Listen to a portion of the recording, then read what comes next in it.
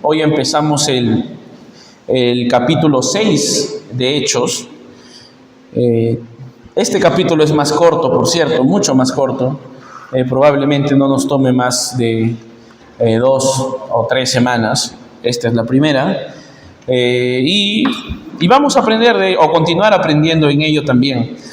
Escribí acá como título de esta meditación una frase conocida, o bueno, para mí, no sé si quizá para ustedes no tanto, pero han escuchado esta frase, problemas en el paraíso.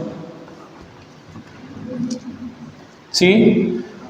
Se usa cuando, bueno, hay una pareja de novios, esposos y demás, y que suele haber en los primeros meses mucha paz, mucha tranquilidad en la relación, pero de pronto hay alguna diferencia y jocosamente o de manera en broma se dicen, problemas en el paraíso, o algo así, ¿no? También tenía otra frase, y que no necesariamente no necesariamente se entiende según la Biblia. Ojo, estoy soltando frases que vamos a ir aclarando, por cierto, en el estudio, pero para ir reflexionando, pensando respecto a la meditación de hoy, que se dice que no hay iglesia perfecta, porque está llena de humanos imperfectos.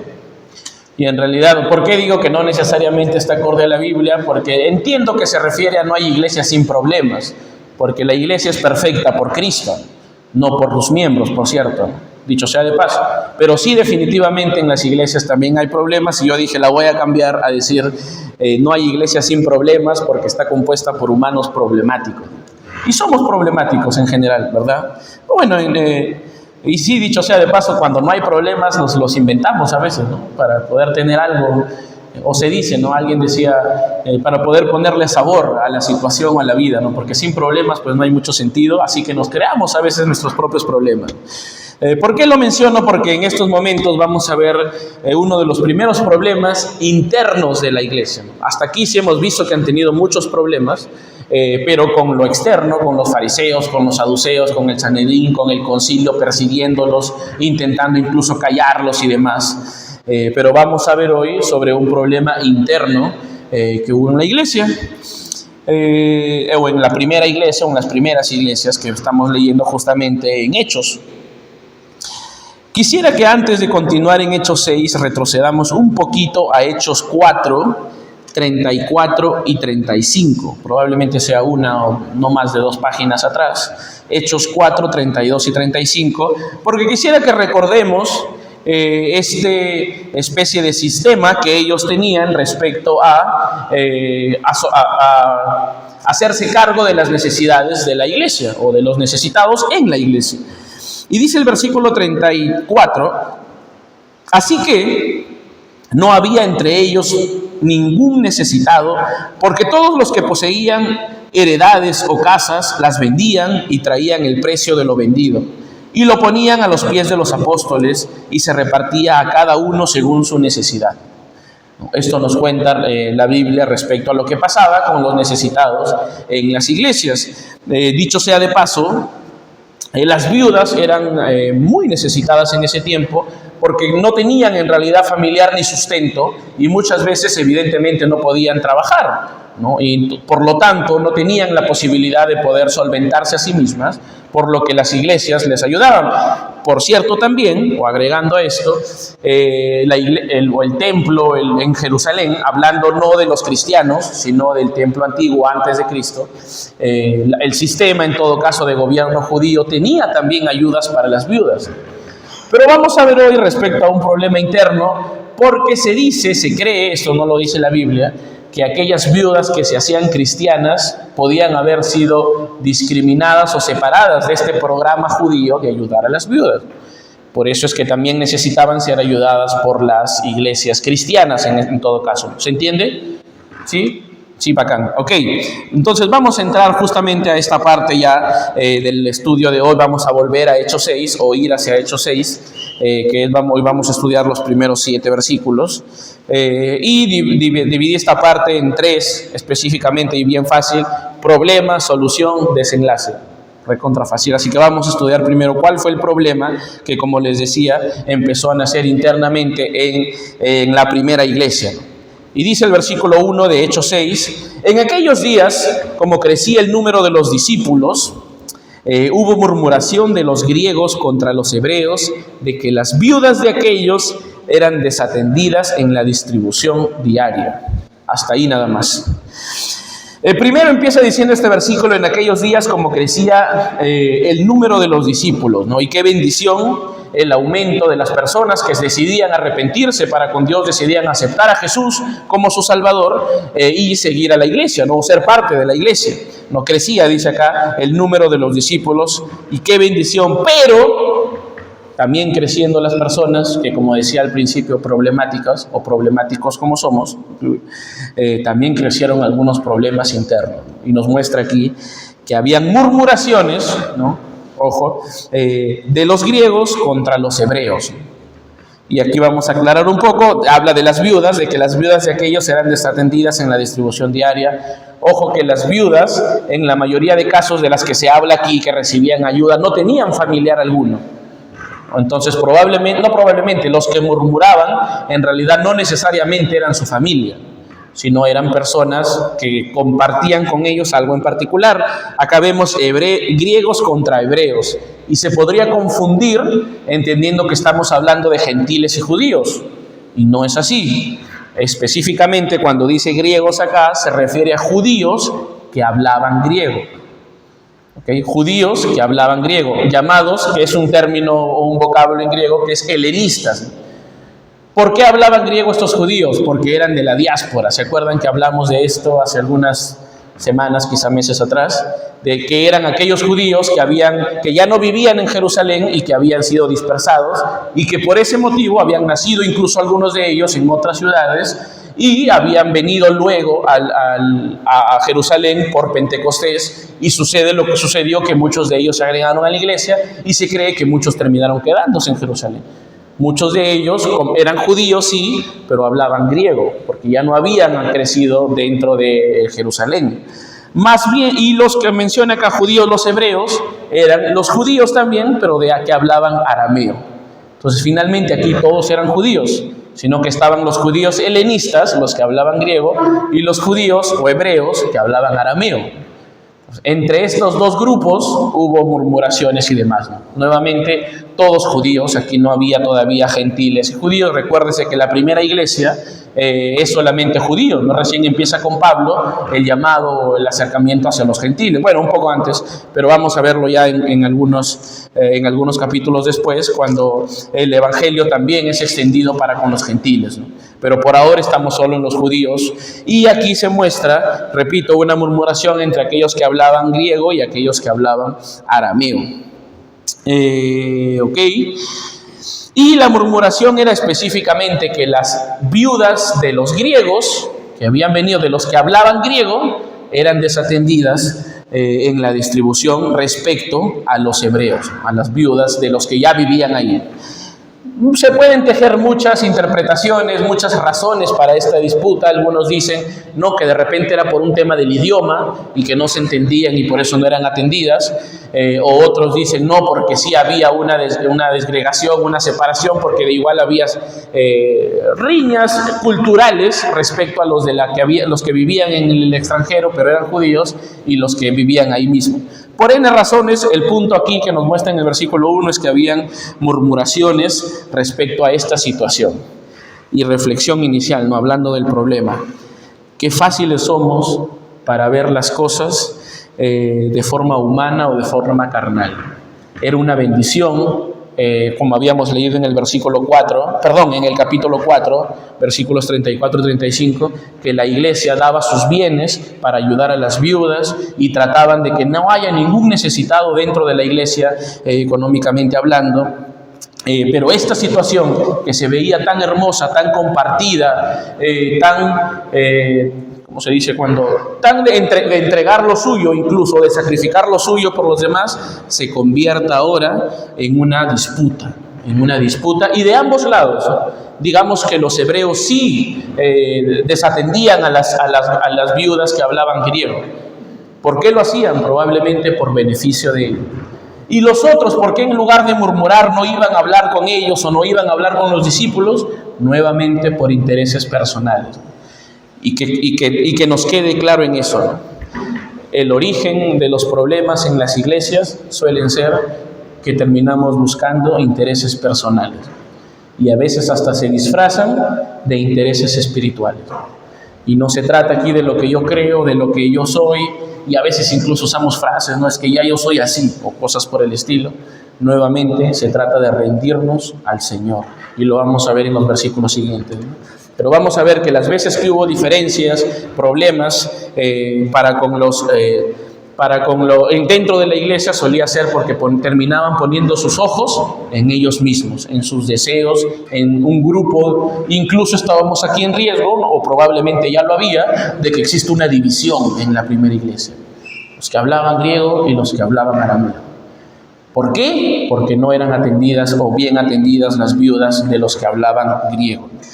Pero incluso los problemas que no son ajenos, por cierto, a las iglesias, ojo ahí, porque a veces actuamos como si de verdad creyéramos que la iglesia va a ser perfecta, va a ser sin problemas, no lo vamos a tener, no debería haber ni un solo problema. Y en realidad nuevamente es imposible, porque está llena de humanos imperfectos. Incluso leí una frase ayer, decía, si encuentras la iglesia perfecta, en el momento en que entres va a dejar de serla. El que le entiende, lo entiende. Y suele ser así, en realidad es la verdad, porque somos humanos, imperfectos, carnales, mientras estamos en la tierra.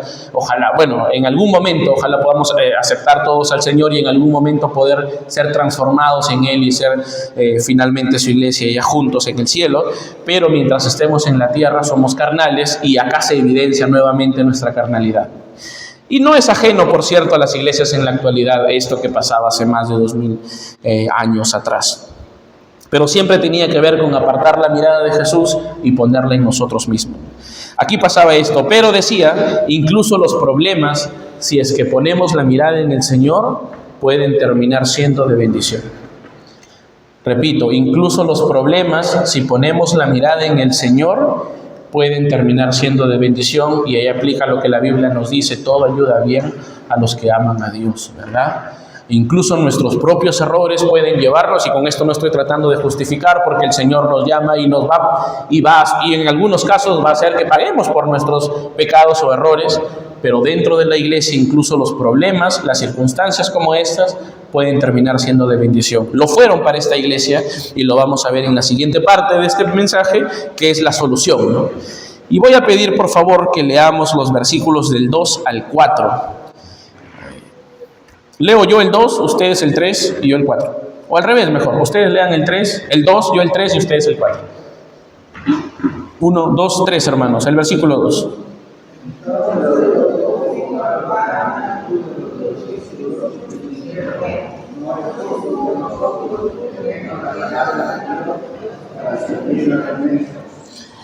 Buscad pues, hermanos, de entre vosotros a 7 varones de buen testimonio, llenos del Espíritu Santo y de sabiduría, a quienes encarguemos de este trabajo.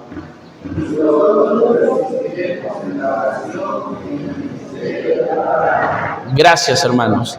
Esta parte que les decía, la solución al problema que hubo y que en el Señor pudieron encontrarla, la he dividido también en 2 partes, que podemos encontrar y que en realidad podemos dejar como principios cada vez que se afronte un problema dentro de la iglesia, ¿no? Incluso lo podría abrir en cualquier circunstancia.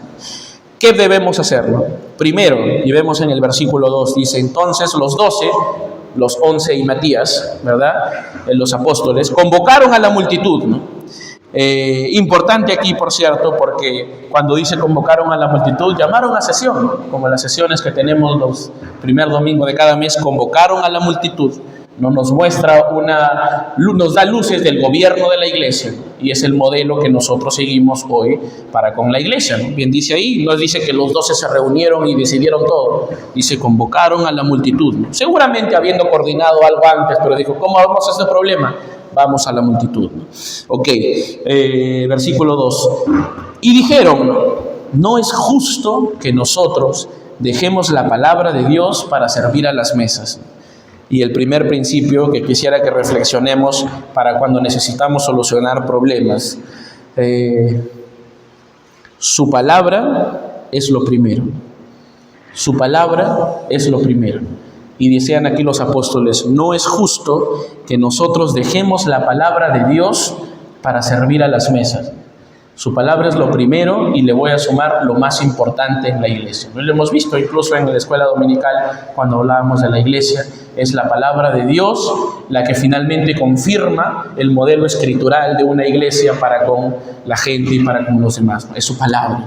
Y los discípulos y apóstoles lo tenían claro y le dicen a la multitud: no es justo, en el versículo 2, sí, que dejemos la palabra de Dios para servir a las mesas. Repito, primer principio, su palabra es primero, porque no es conveniente, no es justo, no está bien, le dicen los discípulos apóstoles a la multitud, que dejemos la palabra para empezar a servir a las mesas.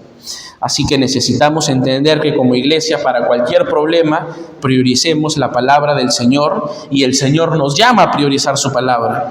Pero nosotros somos tan fáciles para obviar la palabra de Dios. Y les doy rapidito un ejemplo, y no me tiene que responder, por cierto. ¿Cuándo fue la última vez que leyó su Biblia en casa? Piénselo, ¿no? A solas. ¿Cuándo fue la última vez que se tomó un tiempo para meditar en la palabra de Dios en casa? Porque desde ahí parte lo que podemos hacer en la iglesia, hermano.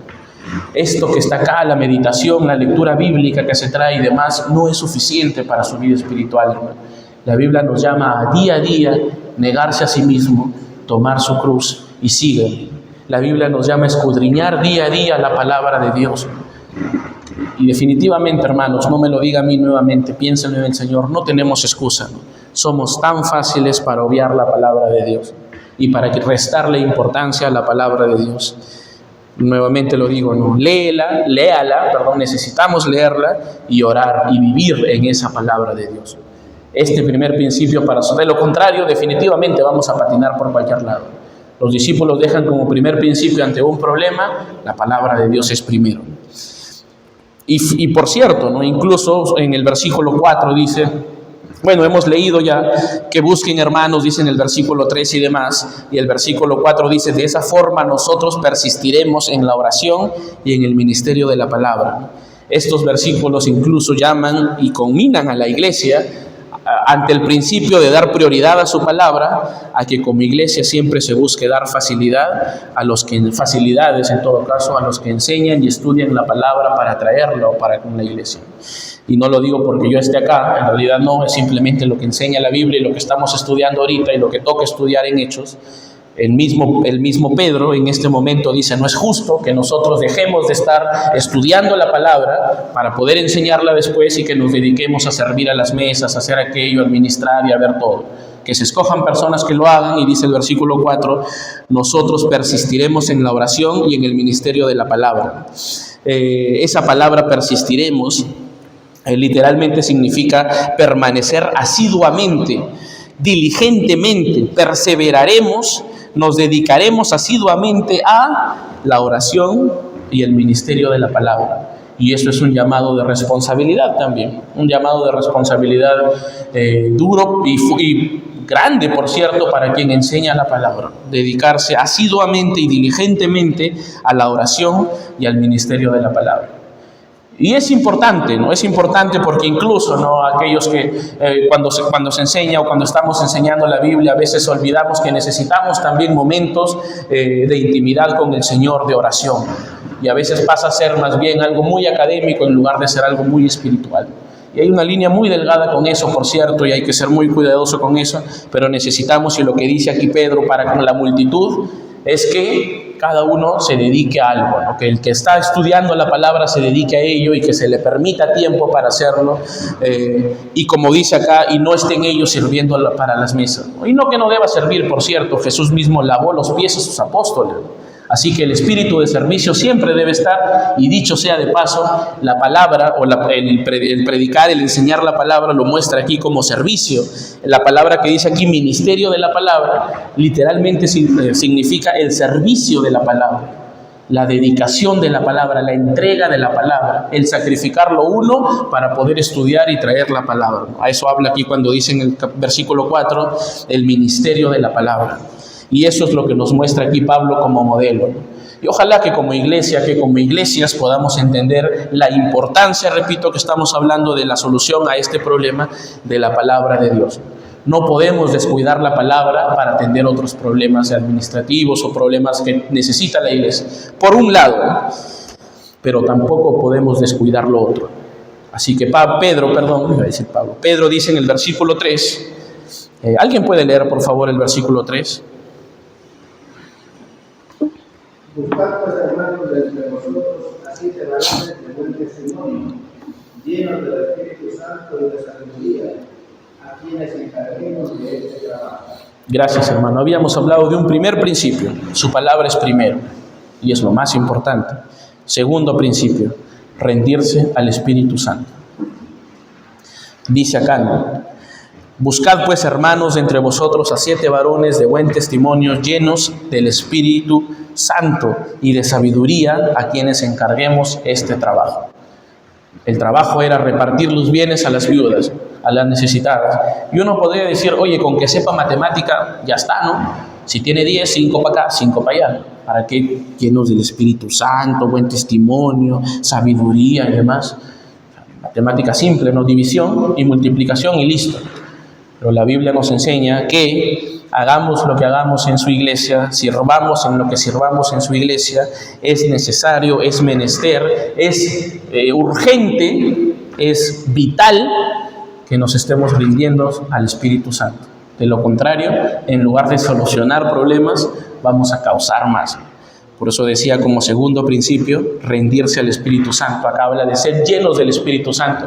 Y para ser lleno del Espíritu Santo, yo primero necesito estar vacío de mí mismo.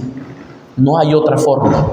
Yo no puedo ser lleno del Espíritu Santo y a la vez seguir lleno de mí mismo, de mis preocupaciones, de mis deseos, de mis sueños, de mi trabajo, de mi familia, de mi rol como padre, de mi rol como madre, de mi rol como hijo. No puedo ser lleno de todo eso y a la vez ser lleno del Espíritu Santo. Y con esto no estoy diciendo, por cierto, que descuidemos nuestros roles que tenemos día a día, sino que como siendo llenos del Espíritu Santo, podamos también en ello servirle a Él, como padres, como hijos, como esposos, como esposa, como hermanos, como amigos, como trabajadores, etc.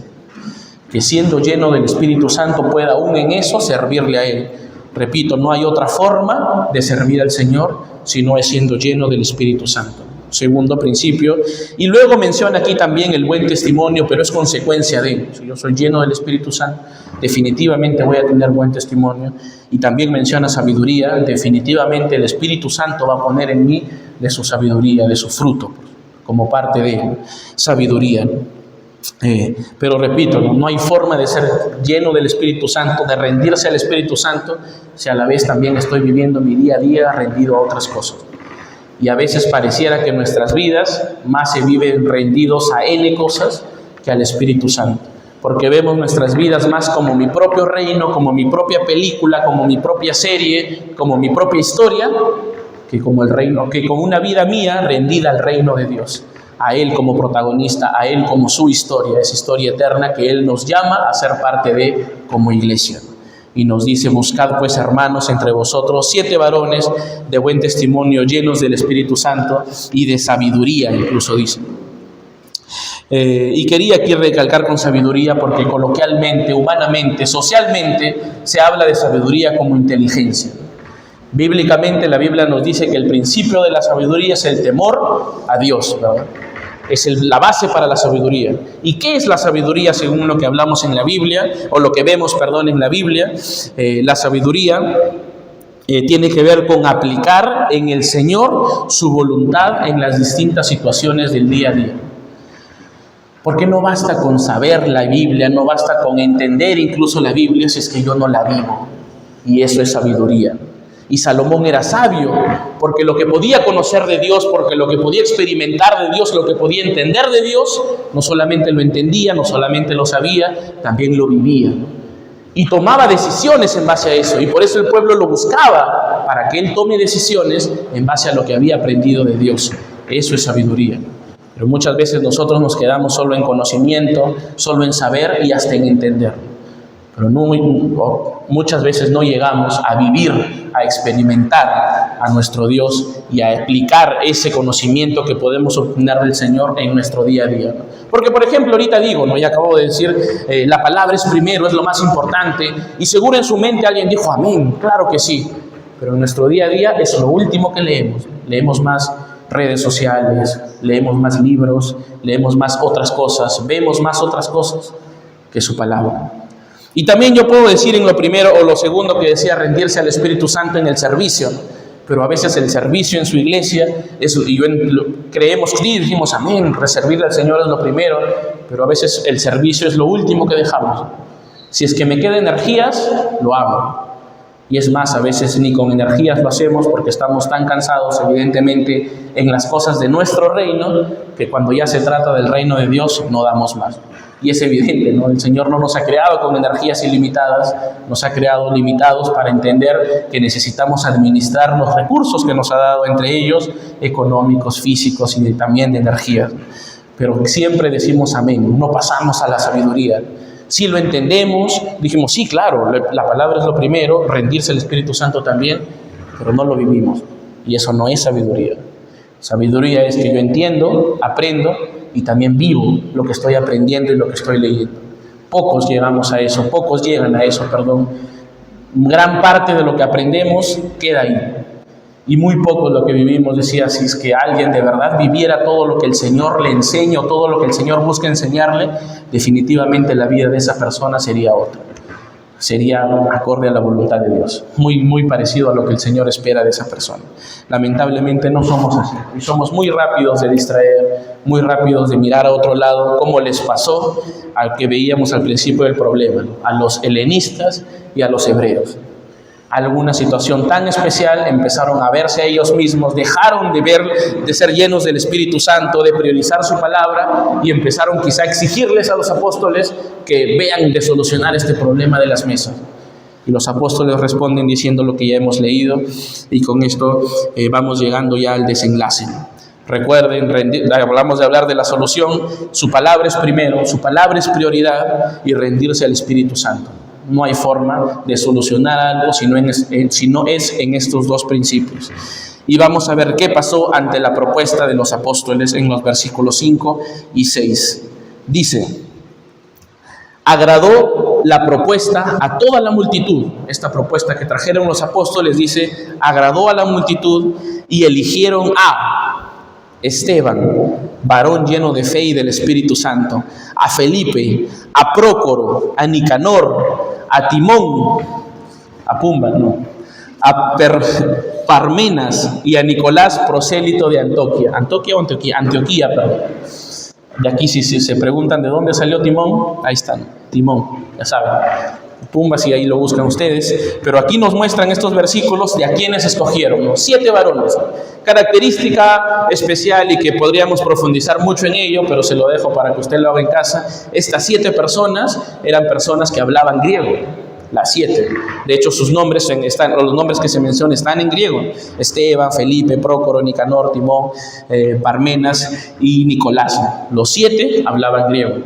Y ahí hay mucha discusión, podría ser porque de verdad esto nos da a entender que quizá esto sí era real, la murmuración, el reclamo sí era real, por eso es que terminan escogiendo a los griegos y no a hebreos, porque los hebreos ya los estaban separando, no les estaban dando su parte a las viudas griegas, pero estos 7 eran judíos que hablaban en griego.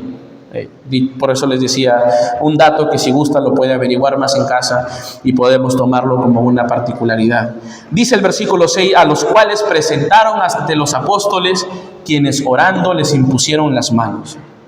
Hasta ahí nada más, y este es el desenlace. Al final dice del versículo 5, a Nicolás, prosélito de Antioquía. Prosélito significa alguien que no nació judío, pero que se hizo judío, que abrazó la fe judía, se convirtió al judaísmo. O sea, es un gentil, y la Biblia habla de personas que desean convertirse al judaísmo y tenían que hacer una serie de cosas. Eso lo había hecho Nicolás, prosélito de Antioquía. Eso significa la palabra prosélito, por si tiene alguna duda. Pero nuevamente este versículo 5 nos dice, agradó la propuesta a toda la multitud. Probablemente la secretaria dijo, levanten la mano los que están de acuerdo, empezaron a contar y la multitud estuvo de acuerdo. Parecido nuevamente lo que entendemos, el modelo que la Biblia nos deja respecto al gobierno de la iglesia. Agradó esta propuesta a toda la multitud, nos menciona. Y el versículo 6 nos dice que impusieron las manos, a los cuales presentaron ante los apóstoles y orando les impusieron las manos. El imponer las manos era un simbolismo de que denotaba traspase de responsabilidad, de autoridad. También invocaba pedir bendición para el servicio que se les estaba encomendando a hacer y reconocer públicamente una autoridad respecto a una tarea específica, ¿no? En este caso a repartir los bienes entre las viudas. Eso es lo que significaba el imponer las manos que hicieron los apóstoles, una ceremonia en la que los comisionaban a dedicarse a repartir los bienes entre las viudas. Pusieron las manos sobre ellos y oraron, que es algo parecido a lo que se hace en una ordenación, por ejemplo, hoy de pastor o de misionero o de diáconos incluso, ¿no?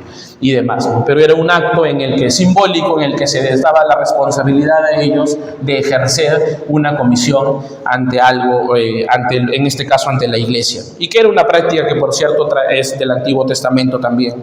En algunos casos tiene otra implicancia, pero en este caso específico va por ahí. Y con esto ya vamos terminando el estudio de esta mañana.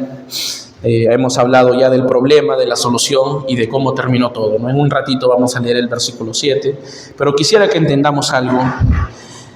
Siempre que prevalecemos nosotros sobre Dios, sin lugar a dudas, vamos a traer problemas a la iglesia. Sin lugar a dudas. Y somos tan fáciles para hacerlo. Tan fáciles, hermanos, tan fáciles. Tan impulsivos para tomar decisiones sobre algo sin pensar a veces si es que esto me está guiando el Señor, y terminamos haciendo daño a la iglesia. Pero si lo hacemos, hermanos, si sucede algo así, quizá ni siquiera estamos involucrados o demás, nuevamente entendamos que si ponemos su palabra primero, que si nos estamos rindiendo al Espíritu Santo, incluso ese problema va a ser de bendición para su iglesia. Para ellos fue de bendición. El Señor a partir de esto empezó a organizarse la iglesia mucho, evidentemente empezaba a crecer, y estos diáconos fueron de bendición para toda la iglesia. 7 personas, que bueno, aquí se menciona como diáconos, pero no se les impone un nombre como tal. Diácono significa servidor en realidad, y estaban comisionados a un servicio específico. Pero estas personas fueron de bendición para la iglesia, específicamente Esteban mismo, que justamente lo resalta aquí Lucas cuando escribe Hechos, porque vamos a ver en el mismo versículo 6 que luego Esteban es arrestado, y incluso es muerte, ¿no? Le dan muerte a Esteban, ¿no? Que si ven los subtítulos de las porciones que continúan en Hechos mismo, dice arresto de Esteban, defensa y muerte de Esteban. Y antes de morir nos deja un discurso muy especial, por cierto, y muy usado en muchos temas doctrinales, el discurso que dejó Esteban antes de morir. Pero específicamente aquí nuevamente, si es que estamos envueltos en alguna circunstancia, que no somos ajenos, nuevamente las iglesias pueden y van a tener problemas, pero ojalá que nuestra respuesta ante ellos sea la misma que tuvieron los apóstoles y el modelo que dejó Jesús: priorizar su palabra y rendirse al Espíritu Santo en sabiduría, ¿verdad? Rendirse al Espíritu Santo en sabiduría. Les voy a pedir que por favor nos pongamos de pie.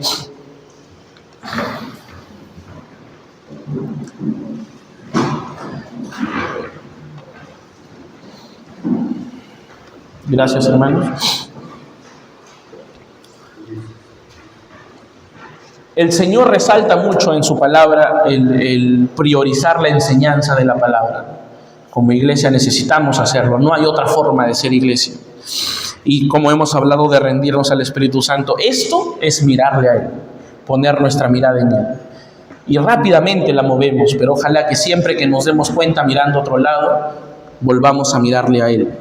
De esa forma estos problemas van a ser de bendición, o los problemas que sucedan van a ser de bendición. Y miren lo que pasó, se los voy a leer yo en Hechos 6:7. Dice: y crecía la palabra del Señor, y el número de los discípulos se multiplicaba grandemente en Jerusalén.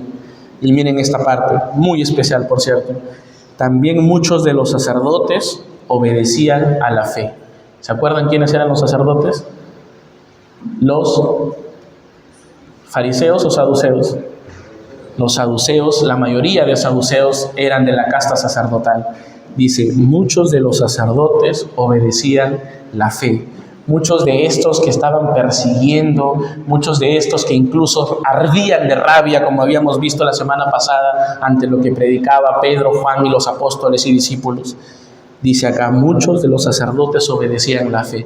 Esto es consecuencia de los principios que seguía esta primera iglesia. Priorizar la enseñanza de la palabra y rendirse al Espíritu Santo. A tal punto que el que menos esperaba, los sacerdotes mismos, los que perseguían, insultaban y prohibían a la iglesia hablar de Cristo, terminaban obedeciendo a la fe. Yo estoy seguro que usted desea esa consecuencia para nuestra iglesia. Que ojalá todos podamos servir y ojalá que todos podamos ser como los saduceos, como estos sacerdotes que obedecían la fe, ya sea para salvación. El Señor nos está, así como los sacerdotes, presenta su evangelio.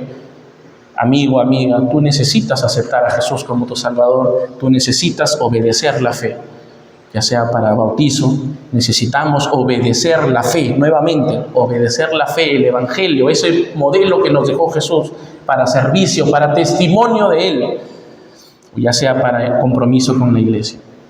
No hay otra forma. Estas personas entendían, no nos habla aquí la Biblia de si tenían si eran padres de familia o no, pero es claro que su sentir, el principio por el que vivían, era priorizar su palabra, la enseñanza de su palabra y rendirse al Espíritu Santo. No hay más. En eso lo está todo, pero en eso es en lo que más flaqueamos a veces. En buscar menos, cada vez menos la palabra de Dios y cada vez nos rendimos menos al Espíritu Santo. Cada vez más bien nos rendimos más a nuestros deseos, a nuestras ocupaciones, a nuestras preocupaciones, a nuestros sueños, a nuestras familias, a nuestras vidas. Cada vez nos cuesta más rendirnos a Él, cada vez nos cuesta más entender la importancia de su palabra. Vamos a tener una oración. Después de esta oración, el hermano Les nos va a dirigir el cántico que vamos a entonar como especial el sábado en nuestro servicio de aniversario, Majestad, y después de eso queda por culminado el servicio. Hermanos, meditemos en el Señor. Estoy seguro que no va a pasar mucho tiempo en los que vamos a necesitar aplicar esto que hemos estudiado hoy, y que el Señor nos encuentre entendiendo que su palabra es primero y que necesitamos rendirnos a Él. En reverencia, hermanos. Amoroso Señor y Padre Celestial, gracias, Señor, y perdón, porque muchas veces cuando se presentan problemas, ya sea en la iglesia o en nuestras vidas, Señor, terminamos mirando más al problema que al Padre que tenemos detrás, que al Señor que tenemos detrás, que al Maestro que tenemos detrás, que a la cabeza que tenemos, a Cristo mismo. Y perdón por ello, Señor. Somos tan humanos, tan carnales, Señor, de ver más lo malo que a ti mismo, Señor. Y perdón nuevamente, Padre. Gracias por tu palabra, Señor, porque ella es verdad. Porque incluso tú oraste en algún momento, santifícalos en tu verdad. La palabra es la verdad. Y nuevamente, perdón, Señor, por obviarla, desecharla muchas veces, o restarle importancia, Señor. Que sea siempre, Señor, tu palabra guiándonos, pero sobre todo, Señor, que tu palabra se haga real en nuestras vidas, Padre, que podamos vivir tu palabra, Padre, y que en ello podamos rendirnos a tu Espíritu Santo, Señor. Perdón nuevamente, Padre, por no rendirme al Espíritu Santo y más bien empezar a vivir mi propio reino. Y gracias, Señor, porque en tu misericordia y en tu bondad siempre se pueden ver unos brazos abiertos, dispuestos a recibirnos, y a que volvamos a comprometernos, o a que iniciemos, Señor, el compromiso de poder seguir tu reino, de poder seguirte a ti, de poder rendirnos a tu Espíritu Santo, de tomar nuestra cruz y de seguirte, Señor. Gracias por tu iglesia, gracias por Getsemaní, Señor, y gracias por cada problema que nos permites pasar, porque sin duda todo ello nos lleva a mirarte más a ti, Señor, y entender que necesitamos vivir como para ti, no como para nosotros mismos, Señor. En el nombre de Jesús te agradezco por este momento. Te pido por la iglesia Getsemaní, Señor, por cada iglesia, y que todo lo que hagamos siempre te glorifique y te honre, Padre. Amén. Adelante, hermano.